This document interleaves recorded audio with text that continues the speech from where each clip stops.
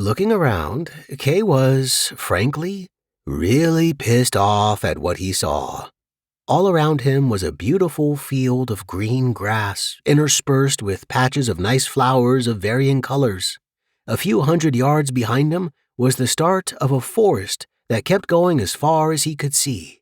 And very far off in the distance ahead, he could see the edge of what was probably a mountain.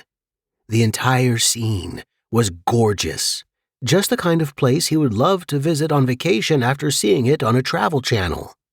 The reason for his anger was simple, at least to him. He was supposed to wake up in his damn apartment, not some random field. He lived in Arizona, damn it. There wasn't scenery like this for hundreds of miles. "Where the hell am I?" he muttered, doing yet another slow spin to try and find some landmark he might recognize. The sun hit his eyes as he slowly shifted around, exaggerating his headache. Covering his eyes with one hand to block out the sun, he growled out, "If those idiots dropped me off in the middle of nowhere."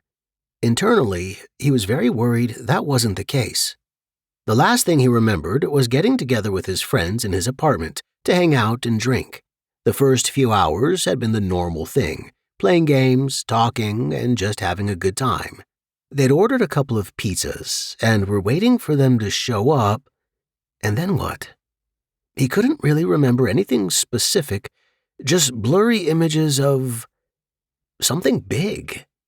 He shook his head to try and shake off the sudden headache. As much as he wanted to imagine that this was all some dumb prank, his friends weren't the type of people to do things like that, hence why he was friends with them. "Guys, this isn't funny," Kay shouted out for his friends. "Chase, Noah, and David, I know it has to have been you guys. Raph wouldn't be involved in something like this." He turned in one more full circle before cursing under his breath. The tiny bit of hope that this could have been a prank dashed. Logically thinking, there was no way that he'd drank enough to keep him unconscious long enough to travel out to a place like this without waking up at least once. He could have been drugged, but no, that wasn't it. "All right," he said to himself, looking down at his hands. "I know what this could be. No, that's wrong.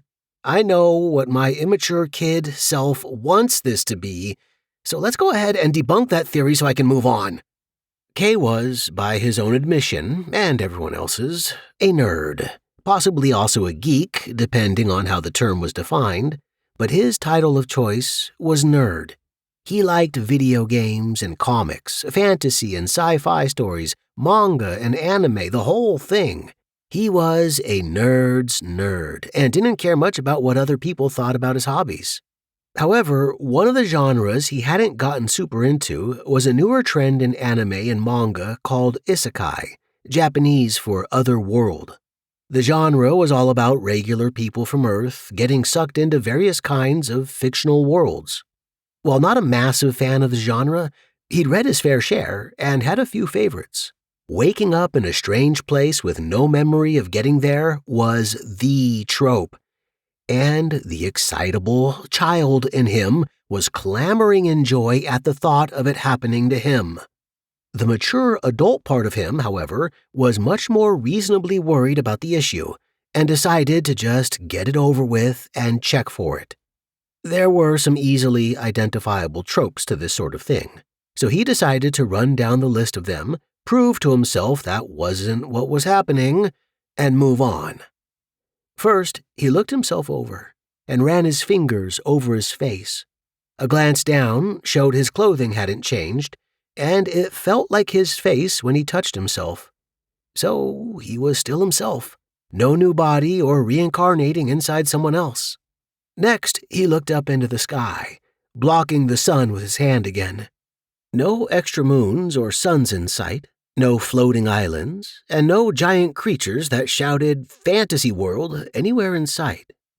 Finally, he tested what he thought was the least likely of the three big tests to prove his theory wrong.